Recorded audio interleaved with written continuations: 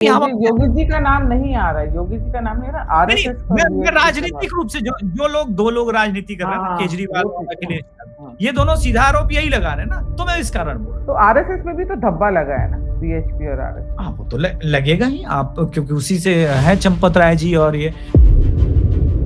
जब देश की राजधानी में हिंदू सुरक्षित नहीं है, क्या बात कर रहे हैं? सही कह रहे हैं। कांग्रेस के पास कोई है ही नहीं लीडर भोपाल में, मतलब मध्य प्रदेश में, तो कैसे जीतेगी कांग्रेस? लीडर नहीं, का नहीं। पेज भी तो होना चाहिए। देखिए क्या होता है ना, मैं ये बात बोल बोल के लगातार थक गया हूँ कि विपक्ष है, लेकिन वो विपक्ष विकल्प नहीं है। नितिन गडकरी जी पे कि क्या चल रहा है एथेनॉल और उसके ऊपर कह रहे हैं कि अब सबके पास तो एथेनॉल की कार है नहीं, जबरदस्ती E20 पेट्रोल की बात कर रहे हैं, वो जो हमारे पे थोप रहे हैं, और वो भी एट अ प्रीमियम प्राइस 112 रुपए की। मुझे ये बताओ ये क्या करना चाहते हैं? इतनी बदनामी हो रही है बीजेपी की और लोग इतना इरिटेट हो रहे हैं। ब्राजील ने ये प्रोग्राम दीदी 1970 में शुरू कर दिया था, 1992 तक उसको वो पूरी तरह से इंप्लीमेंट करने के पोजीशन में था। गाड़ियां जैसे जैसे अपग्रेड हुई, वो E20 तक पहुंच गया, E30 तक पहुंच गया, और वो पहुंचेगा E100 तक इसलिए क्योंकि उसने वो ग्रेजुअल प्रोसेस में की लड़ाई में आपसे 40 साल पहले दौड़ना शुरू किया। एब्सोल्युटली। दूसरी बात, ब्राजील और बिहार के अंतर को समझ लीजिए, ब्राजील और बिहार के अंतर को समझना पड़ेगा। नितिन गडकरी नहीं समझते, मैं समझा देता हूँ। कोक की हेड हैं, उन्होंने एक बड़ी अच्छी बात बोली। उन्होंने कहा कि कल तक सिलिकॉन वैली में भारतीय ब्रेन के दबदबे को लेकर चर्चा होती थी, लेकिन अब आरक्षण व्यवस्था पे हर कोई बोल रहा है वहां पे। तो सिलिकॉन वैली में भी वो नुई जो हैं, जो कोका कोला की हेड हैं, वो कह रही कि अगर मैं वहां होती, इंडिया में होती, तो आज मैं जिस पोजीशन पे हूँ वहां पे कभी नहीं आती। एंड उसने कहीं ना कहीं रिजर्वेशन को ब्लेम किया है। तो आपको लगता है कि वो जब ऐसी बातें करती हैं तो वो सही कह रही हैं? देयर इज नो डाउट कि इस बात, वो जो उसने हार्श क्रिटिसिज्म किया है, वो तो रियलिटी चेक है। इस देश रियलिटी चेक नहीं है क्या?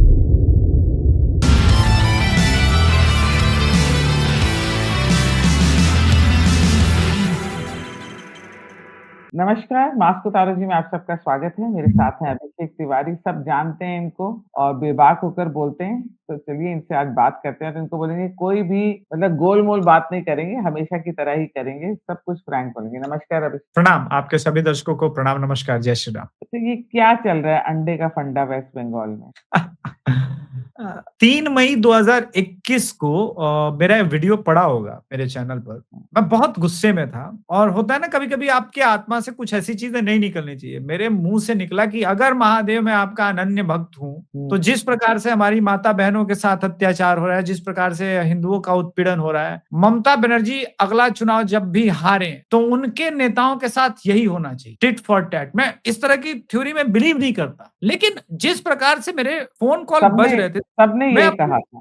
देखिए दीदी, पता है प्रॉब्लम ये नहीं है। मैं आपको एक रियल लाइफ इंसिडेंट बताता हूँ। मुर्शिदाबाद दंगा अभी 2024 के बाद वाला जो हुआ था, एक बाप के सामने उसके 6 साल के बेटे के गर्दन के ऊपर चाकू रखा गया, तलवार रखा गया, और एक शिवलिंग था वहां पर। उसको कहा गया कि उसके ऊपर पेशाब करो। आप कल्पना कर सकती है, वो हाथ जोड़ा, मिन्नत, एक तरफ उसके आराध्य हैं, एक तरफ बच्चा। वो तब तक नहीं किया जब तक उसके बेटे का यहाँ पे एक कट न लगा और ब्लडिंग नहीं होने लगी। उस परिस्थिति से बंगाल का जनमानस और हिंदू निकला है। ये बताइए, ये अंडा मार रहा है तो कौन सा रिवेंज है? ये तो इतना तो मारेगा ही मारेगा, इतना तो रिवेंज नॉर्मल है। और यही महुआ मोहित्रा जो आज रो रही हैं, इन्होंने स्टेज के ऊपर बोला है दीदी, जो टीएम की किसी के साथ नहीं, वो बंगाली नहीं। डेमोक्रेसी में आपकी भाषा, आपकी मर्यादा। एक बोल रहे थे कि 4 तारीख 12 बजे के बाद आमी देखबो तुमी कोतो बड़ो गुंडा, अमित शाह जी को। और आपने क्या किया था? 4000 कलकत्ता शहर और उसके आसपास होटलों के कमरे बुक कराए थे। किसके लिए? जो सब कुछ पकड़ा गया, यही जहांगीर खान के गुंडे, यही वो शौकत मौला, और ये लोग ओपन थ्रेट दे रहे थे हमारी माता बहनों को, बंगाली माता बहनों को, उठा के लेके जाएंगे, तेरी बेटी को उठा के लेके जाएंगे, 4 तारीख के बाद देखते हैं। तो आज रोना आ रहा है? रोना तो नहीं आना चाहिए। मैं तो दीदी मस्त एकदम ये सारे वीडियोस देखता हूँ, ऐसे एकदम रिलैक्स होकर सीटी बजाता हूँ, एकदम मुझे कोई सिंपैथी नहीं है ना। पहली बार मैं इस तरह की भाषा का प्रयोग कर रहा हूं। मुझे इनको कुटाई, इनकी जो कुटाई हो रही है ना, उसको देख करके मुझे सिंपैथी। डेमोक्रेसी किसी को नहीं आ रही अभिषेक, सब लोग को इतना मजा आ रहा है देख के ऐसे। और सब लोग ये कह रहे हैं कि बीजेपी ने तो कंट्रोल करा हुआ है, पुलिस ने कंट्रोल करा है, सब बहुत और क्या, माइल्ड वे में हो रहा है। ये तो अटैक, कुछ अटैक ही नहीं है। ये कहाँ कुछ है दीदी? ये न्यूज लॉन्ड्री वाले वो जो हैं, ये कह रहे थे 2 मई 2021 के बाद जब सब हम लोग खून के आंसू कह रहे थे बंगाल के पॉलिटिक्स में violence is a culture, it's inside the politics. तो अब वो वायलेंस जो तुम्हारा होता है, हालांकि प्रोनाउंसिएशन वायलेंस होता है लेकिन इन लोगों को अलग लगता है ना, तो वायलेंस, तो अब वायलेंस हो रहा है, काहे टेंशन ले रहे हो? और ये बात समझ जाना चाहिए था कि जैसे जैसे बिहार का इन्फ्लुएंस बढ़ा उस एरिया में, बिहारी जब पीओ ने, वो नहीं दबेगा, वो दबेगा नहीं, और तुम उसको दबा के रखोगे, वो जितना दबाओगे उतना रिबाउंड करेगा, वो एटीट्यूड में हम लोग के। तो अब आप देखिए, अब हो रहा है, अब खाइए। जब डायरेक्ट एक्शन डे भी हुआ था दीदी, तो बिहार नहीं मोर्चा संभाला था, नेहरू जी तो गोली चलवाने आ गए थे, मतलब मारो इनको ही, बताओ मार के भाग रहा है। तो मैं आपको बता दूं एक कहानी जो लोगों को पता नहीं होगा, हमारे दादी के गांव के कुछ यादव नोआखली में रहते थे, उनका वहां पे ये धंधा था, व्यापार था, उस वक्त सारा बंगाली था, सब तो ये बंगाली था, तो उनको वहां पे मारा गया। उसका जब रिवेंज इन लोगों ने लेना शुरू किया बिहार में, तो ये लोग भागने लगे और तब जाके चीजें शांत हुई। तो आज वही चल रहा है, वो भी अनफिनिश्ड प्रोजेक्ट पे लगे हुए थे।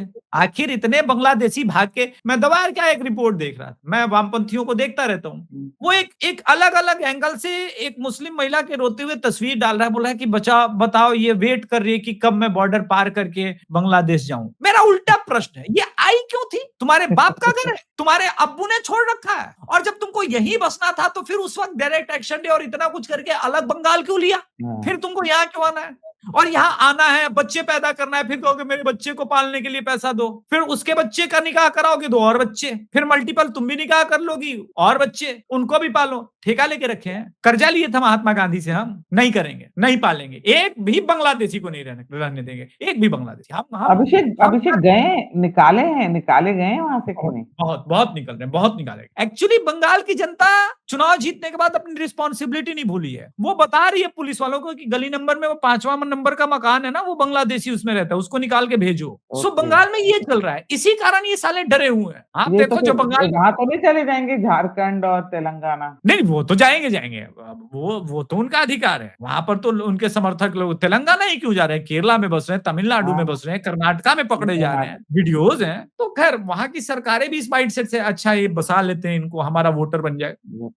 देखिए किले के दरवाजे तो दीदी अपने घर से ही खोले जाते हैं, तो ये लोग हैं, इनकी पॉलिटिक्स में इतना लालच भरा हुआ है, जहां इनके लिए देश ये सब कोई मायने नहीं रखता। आपने कभी सोचा है दीदी, मैं सोचता रहता हूँ, पहले ये साले लोग बड़े बड़े अफसर, ये लोग नेता लोग 50 करोड़ का 60 करोड़ का स्कैम करते थे, आजकल 100 करोड़ 150 करोड़ 200 करोड़ 300 करोड़ 400 करोड़ बना रहे। क्यों? मैं ये समझ चुका हूँ, इनको भी पता है कि सिविल वॉर इज इनएविटेबल, इनको भी पता है, तो ये तैयारी में है कि भैया जब ऐसा सिचुएशन आएगा हम भागेंगे देश, और उसके लिए चाहिए अकूत पैसा। ये चल रहा है इस देश में, क्योंकि अगले 20 साल में, और मैं तो ये मान के चल रहा हूँ कि अगले 20 साल में ये चीजें ना हो, जो होना है तो 10 साल 5 साल में हो जाए, ताकि बैलेंस बना रहे। जितना डिले होगा उतना हमें लॉस हो। माय गॉड, डरा मत अभिषेक, अपने बच्चों के लिए डर लगता है। मैं तो जिंदा नहीं रहूंगी तब तक, पर मतलब अपने बच्चों के लिए डर लगता है। देखिए रियलिटी है, इससे भागा नहीं जा सकता, वास्तविकता से आंखें बंद कर लेने से कुछ परिवर्तन नहीं होगा, जो इनएविटेबल है वो है, अवश्यम भावी है, होके रहे। ये कहाँ जाएंगे 19%? और इनका एटीट्यूड आप नहीं देख रही हैं? अभी दिल्ली में जो कुछ भी हो रहा है, दिल्ली में अगर आप सिर्फ अगर आप सागर भाई को फॉलो करेंगी, तो दिल्ली में हर महीने 10-15 हिंदुओं के मर्डर होते हैं। नोबडी इज टॉकिंग अबाउट, जब देश की राजधानी में हिंदू सुरक्षित नहीं है, क्या बात करना है? सही कह रहे हैं, सबको बहुत पॉलिटिशियंस बहुत ढीले हैं, इनको नहीं फर्क पड़ता हिंदू मर रहा है कि मुस्लिम, ये सिर्फ वोट के। अगर अभी इलेक्शन होते हैं दिल्ली में, तो ये सारे जो रोज मर रहे होते हैं ना, इनके आगे, घर के आगे खड़े होते हैं। नहीं, it's not about politician, mindset clear नहीं है। शुभेंदु अधिकारी का आप देखिए, होना ही था, जिस दिन वो आया वो माइंडसेट क्लियर है, उसने बोला कि इसने मुझे वोट नहीं किया। I was doing live show election results के दिन, वो 1 मिलियन हिट किया। मुझे किसी दर्शक ने मुझे 10:30-11 बजे पूछा कि अब शुभेंदु दादा इतने वोट से पीछे हो गए, तो मैंने उसी टाइम बोला, बिकॉज आई कवर्ड बंगाल, कि ये 9 राउंड तक शुभेंदु अधिकारी पीछे चलेंगे, उसके बाद वो मेकअप करना शुरू करेंगे, 16वें राउंड से आगे बढ़ेंगे, क्योंकि मैं जानता हूं कि मुसलमानों ने वोट नहीं किया। अब जीतने के बाद बाद सेकुलर मीडिया और ये लोग जो चाटुकार लोग हैं वो कहते हैं नहीं नहीं इतनी बड़ी जीत मुसलमानों के वोट के बिना नहीं मिलती। तो आपको नंदीग्राम से अब कौन जीतेगा? नंदीग्राम से अब किसको खड़ा करेंगे? आप किसी को भी खड़ा करेंगे, नंदीग्राम आराम से लैंडस्लाइड विक्ट्री हो जानी है। इस बार मुसलमान वहां पे वोट दे देंगे, ये बताने के लिए कि जनाब हम आपके साथ में। यही तो अलतकैया है। जहांगीर खान जहां से खड़ा था फालता सीट से, बीजेपी को उतने ही वोट मिले जितने वहां पे हिंदू हैं। 100 इकलौता स्टेट है दीदी पूरे भारत में, और आज तक के इलेक्शन के इतिहास में सिंस 1952 में बोल रहा हूं, जहां हिंदू इस हद तक पोलराइज हुआ कि 100% वोट एक पार्टी को गया। आज तक लेकिन कभी ऐसा पोलराइजेशन मैंने याद अपनी है लाइफ याद है वो जो संभाजी नगर महाराष्ट्र में, वहां पे भी बिल्कुल हिंदू मुसलमान ज्यादा है, हिंदू कम है, पर इतना पोलराइज हुआ वहां पे बीजेपी के बंदे को जिता दिया इन्होंने। बिल्कुल हिंदू तो ये बाहर होता निकलना है चाहिए, जिता देता है। बिल्कुल। चलो अब आते हैं हम लोग नितिन गडकरी जी पे कि क्या चल रहा है एथेनॉल, और उसके ऊपर कह रहे हैं कि अब सबके पास तो एथेनॉल की कार है नहीं, जबरदस्ती E20 पेट्रोल की बात कर रहे हैं, वो जो हमारे पे थोप रहे हैं, और वो भी एट अ प्रीमियम प्राइस 112 रुपए की। मुझे ये बताओ ये क्या करना चाहते हैं? इतनी बदनामी हो रही है बीजेपी की और लोग इतना इरिटेट हो रहे हैं। एंड कहीं एथेनॉल, मैंने किसी से बात करी जो बीजेपी का बहुत बड़ा, मतलब जिनको काम मिलता है बीजेपी से, पैसे मिलते हैं बीजेपी से, ये सब कहते हैं अरे मैडम छोड़ो राम मंदिर, छोड़ो एथेनॉल वगैरह, ये करके आप लिख के ले लो। योगी जी की इतनी सीटें आ रही हैं 2029 में, मोदी जी 350 सीटों से आ रहे हैं। What I am saying is they are just not bothered about Shri Ram, और कहने को हिंदू हैं, उनको वो इन्हीं को श्री राम मानते हैं, ये पॉलिटिशियंस को ही श्री राम, क्योंकि उनको वहां से पैसा मिलता है और वहां से सब कुछ मिलता है, फैसिलिटीज मिलती है। हद है अब वैसे। देखिए आप तो मुझे जानते हो, मैं पैसे के लिए काम करता नहीं। हम लोग राष्ट्रनीति करते हैं, हम लोग राजनीति तो हाँ, करते नहीं। हाँ। तो हम लोग राष्ट्रवादी पत्रकार कहते हैं। मैं तो राइट लेफ्ट भी नहीं मानता, मैं तो सिर्फ राष्ट्रवादी मानता हूँ और मैं भी राष्ट्रद्रोही अपने मानता हूँ। इसमें कोई है, देखिए मेरा प्रॉब्लम एथेनॉल E20 नहीं है, आप जिससे तुलना कर रहे हैं वो प्रॉब्लम। ब्राजील ने ये प्रोग्राम दीदी 1970 में शुरू कर दिया था, 1992 तक उसको वो पूरी तरह से इंप्लीमेंट करने के पोजीशन में था। गाड़ियां जैसे जैसे अपग्रेड हुई वो E20 तक पहुंच गया, E30 तक पहुंच गया, और वो पहुंचेगा E100 तक, इसलिए क्योंकि उसने वो ग्रेजुअल प्रोसेस में की लड़ाई में आपसे 40 साल पहले दौड़ना शुरू किया है। एब्सोल्युटली, दूसरी हाँ। बात, ब्राजील और बिहार के अंतर को समझ लीजिए। ब्राजील और बिहार के अंतर को समझना पड़ेगा, नितिन गडकरी नहीं समझते, मैं समझा देता हूं। ब्राजील का पेट्रोल पंप वाला E20 बोल रहा है तो E20 दे रहा है, बिहार का पेट्रोल वाला बोल रहा है कि ऐसा क्या E20 नितिन जी मिला ही रहे, 5% हम मिला देंगे, कौन सा देश को पता पड़ना है, जो झेलेंगे नितिन गडकरी झेलेंगे, जो झेलना है मोदी झेलेंगे। तो वो E25 मिल रहा है बंदे को, आपकी गाड़ी E5 E10 के लिए बनी हुई है, अब वो एक्सेलरेट नहीं कर रही है, 30 पे रुक रही है। देखिए पहले हमें ये समझना है कि किसी चीज का प्रोसेस होता है। किसी चाटुकार ने कहा कि 2007 में कांग्रेस ने शुरू किया, नहीं, पायलट प्रोजेक्ट तो अटल बिहारी वाजपेयी जी ने ही शुरू कर दिया था 2004 में 5% के through, which is absolutely good. वो अगर विजन नहीं होता तो आप आते नहीं। कांग्रेस ने 2007-8 में बोला कि हम 10% देंगे और बनाएंगे, लेकिन 2013 तक ये कश्मीर तक ही अटकी रही, 10% पर भी आई नहीं। 10% भी प्रॉपर ढंग से मिलना शुरू हुआ 2018 से, और 2018 से आप 2026 में लेकर के आ रहे हो। भारत में साला लोग कार लेते हैं 5 साल की EMI पे, सॉरी वो मुंह से निकल जाता है, बोलो, खुल के बोलो। तो क्या है कि 5 साल की EMI पे गाड़ी लेते हैं, और ये है 2026, और 2023 के पहले की गाड़ियां E20 के लिए बनी नहीं है, और आप कह रहे हो कि देश के 70% कारों को स्क्रैप बना दो, क्योंकि स्क्रैप ही बन जाएगी 2 साल बाद, 2.5 साल बाद। इमीडिएट इंपैक्ट तो कम दिख रहा है, मैक्सिमम इंपैक्ट ज्यादा दिखेगा 2 साल 3 साल बाद।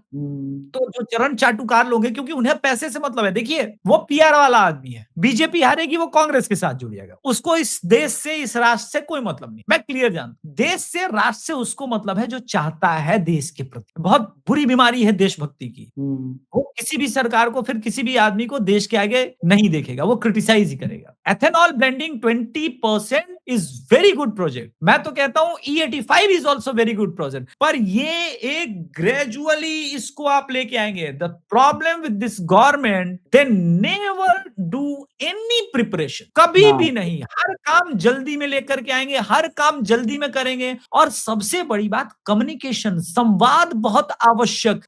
वो जनता को समझाने का, संवाद करने का वो प्रोसेस गायब है। पर अभिषेक जब हर स्टेट में जीत रहे हैं, इनको क्या पड़ी है कम्युनिकेशन करने की? की। हर जगह तो जीत रहे हैं। हर सारे तो देखिए, सब पार्टीज़ को तो खत्म कर दिया एक तरीके ये तो से। यूपी भी जीतेंगे हाँ, क्योंकि और ये फिर एथेनॉल 29 भी तो फिर आप मेरे को बताओ ना, तो इनको क्या ज़रूरत है कम्युनिकेशन की? नहीं, नहीं ये तो 29 का इलेक्शन में से देखिए 29 को मैं अभी प्रेडिक्ट नहीं कर रहा हूँ। योगी जी क्यों जीतेंगे मैं बता सकता हूँ। उसके कारण ये है कि एथेनॉल वाला मुद्दा योगी जी के ऊपर नहीं चिपकेगा। हाँ, ये योगी जी का इलेक्शन है, यूपी का इलेक्शन है। अब जनता बिल्कुल बहुत क्रिस्टल क्लियर होती गई है राष्ट्रवादी जनता। 2014 के बाद आपको क्या लग रहा है मैं 2 और भविष्यवाणी कर देता हूँ। ये मध्य प्रदेश नहीं जीतेंगे लिख के ले लीजिए। हाँ, ये वो मैं भी राजस्थान कह नहीं सकता हूँ। जीतेंगे लिख के ले लीजिए। पक्का, पक्का। मध्य प्रदेश का तो मैं खुद वहाँ की हूँ, मैं आपको बता नहीं सकती कि क्या रेपुटेशन है इन लोगों की। क्यों?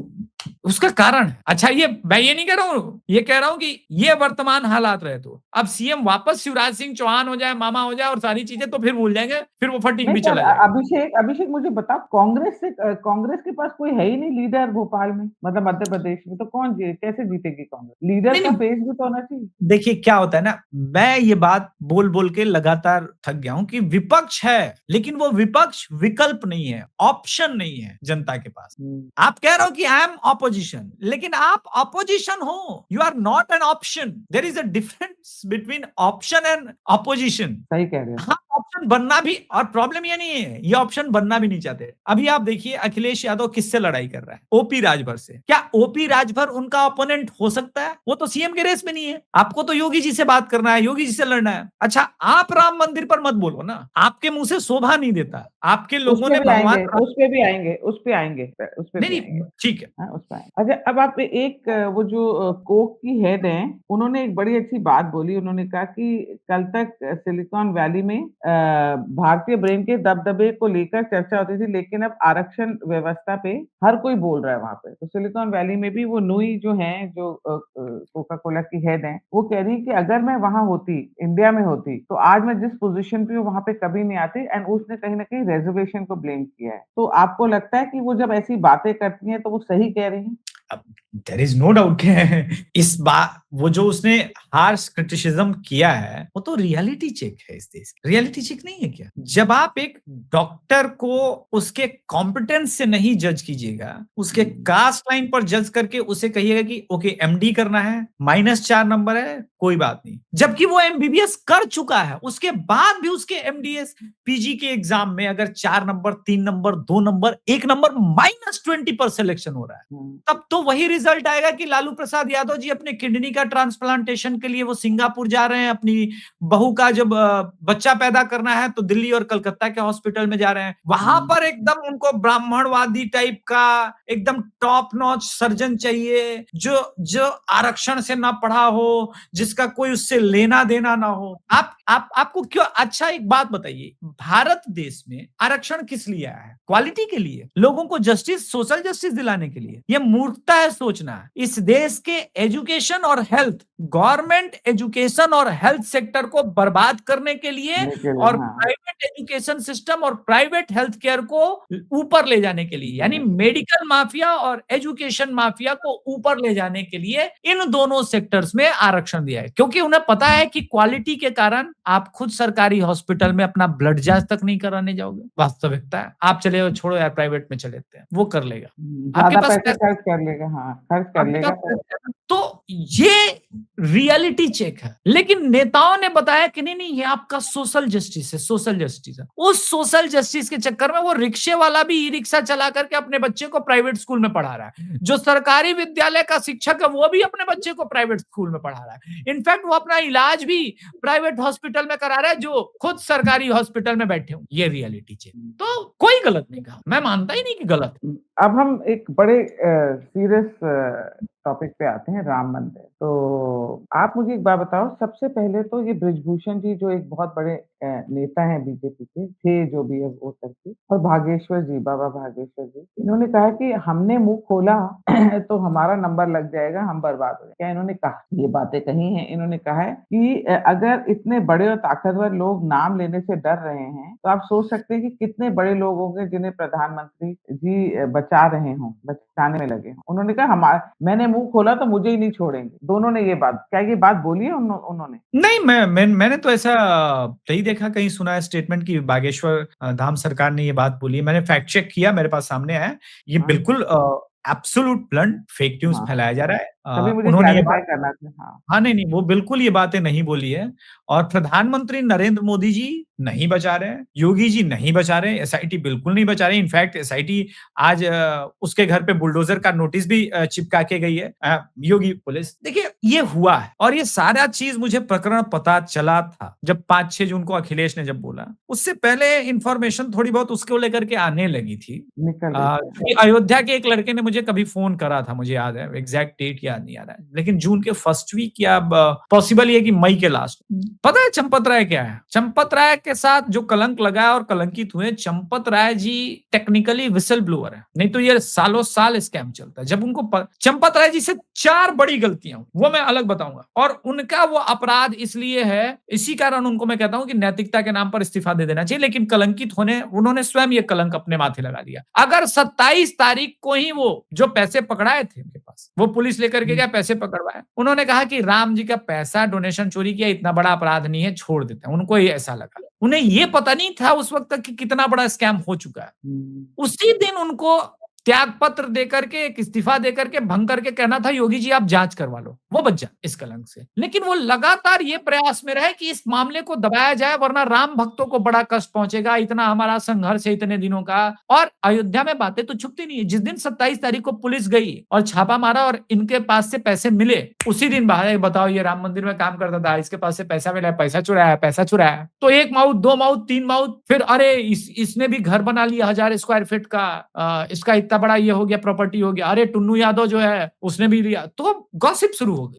ये तो पैसे गॉसिप तो मिले ना, पैसे तो मिले, मंदिर के पैसे मिले ना, 80 बिल्कुल, लाख बिल्कुल। रुपए के करीब मिले ना। हाँ, बिल्कुल मिलना था। चोरी हुई है तो मिलना ही है। अभी तो मैं आगे बता रहा हूँ ना आपको पूरा स्टोरी कि चढ़ावा भी कैसे बढ़ रहा है। लोगों को लग रहा है कि चढ़ावा अभी उतना ही चढ़ रहा है। ये पर डे 60-60 लाख रुपए मार रहे थे। इतने ये लोग धूर्त हैं, इनको तो फांसी की सजा मिलनी चाहिए। उनमें से तो पहले जितने ब्राह्मण नाम है ना उनको तो पक्का फांसी मिलना चाहिए। बताता हूँ क्यों। तो ये जब पूरा हो रहा था तो चंपत राय जी को एक्चुअली क्या हुआ था, उससे पहले किसी ने बोला था कि ऐसा हमको संदेह, आप एक बार जांच करा लिए। चंपत राय को विश्वास ही नहीं हुआ कि ऐसा हो रहा है, बोले संभव नहीं है। तब चुपके से सीसीटीवी कैमरा लगवाया गया और फिर वहां से खेल पता चला लोगों को। तो ये आप मान लीजिए दीदी कि इसमें अब एसआईटी का ये हो गया, योगी जी का इन्वॉल्वमेंट आ गया है और कोई बचेगा नहीं। हाँ, ये तो कोई है। नहीं योगी बचे जी इस पूरे प्रकरण में। बस कहानी में इतना ही ट्विस्ट है अभी राइट नाउ जो भी चल रहा है कि भाई इसको योगी जी से जोड़ा जा रहा है, जबकि योगी जी का मंदिर से, मंदिर के संस्थान से कोई दूर-दूर तक लेना देना नहीं था। मुझे समझ में पर नहीं आ रहा है कि हम योगी अपने योगी जी का नाम नहीं आ रहा है, योगी जी का नाम नहीं आ रहा, नहीं, नहीं, आरएसएस का मैं ये इससे राजनीतिक रूप से जो जो लोग 2 लोग राजनीति कर रहे हाँ, हैं ना, हाँ, केजरीवाल वो और ठीक है। अखिलेश यादव, हाँ, ये दोनों सीधा आरोप यही लगा रहे हैं ना, तो मैं इस कारण बोल रहा हूँ। तो आरएसएस में भी तो धब्बा लगा है ना, बीएचपी और आरएसएस। हाँ, वो तो लगेगा ही आप क्योंकि उसी से है चंपत राय जी और ये तो वो तो लगना ही है।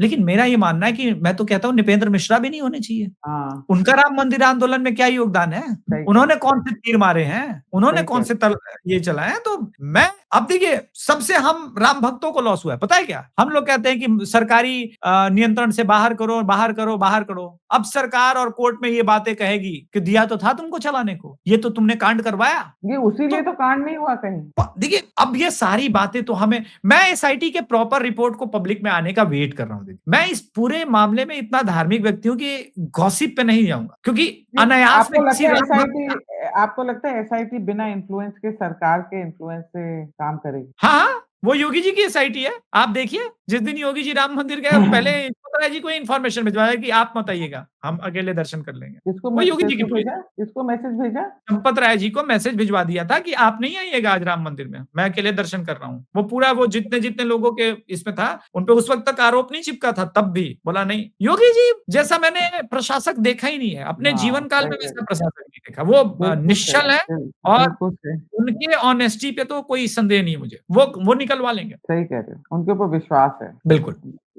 तो ये अब ये राम मंदिर का मुद्दा आपको लगता है यूपी इलेक्शन में खूब खदेड़ा जाएगा और खूब बातें चलाने का प्रयास विपक्ष ज़रूर करेगा, पर विपक्ष को सलाह है कि अगर अच्छा परफ़ॉर्म करना है तो न चलाएँ, क्योंकि आप मेरे राम भगवान के हाँ, सहारे पार नहीं लगोगे, योगी जी पर चिपकेगा नहीं ये। देखिए नहीं योगी अब जी के जैसे साथ जी। मेरे फ्रेंड हैं जो वो यादवों के साथ काम करते हैं, तो मैंने बोला था उनको कि आप मध्य प्रदेश में और यूपी में ना बॉर्डर पे है उनका काम। तो मैंने कहा आप हाँ पूछना जी, किसी बिल्कुल। से बात बात करना कि ये राम मंदिर की चोरी के बारे में। तो जब उन्होंने बात करी तो उन्होंने कहा हम यादव हैं, हम चाहे हुँ। अखिलेश को वोट करें या किसी को भी वोट करें, पर हमें योगी जी पे पूरा विश्वास है, योगी जी राम मंदिर में चोरी नहीं करवा तो हाँ, ये बात है और वो यादव अखिलेश के सपोर्टर हैं, पर उन्होंने ये बात बोली है। देखिए, योगी जी की ईमानदारी की तो कस्में पूरा यूपी खा रहा है। तो हुँ, दिक्कत यही है कि भाजपा को ऐसे लोगों ने बचा रखा है। हुँ, अगर नितिन गडकरी जैसे लोग के ऊपर गुस्सा है, तो योगी जी हैं, शुभेंदु अधिकारी हैं,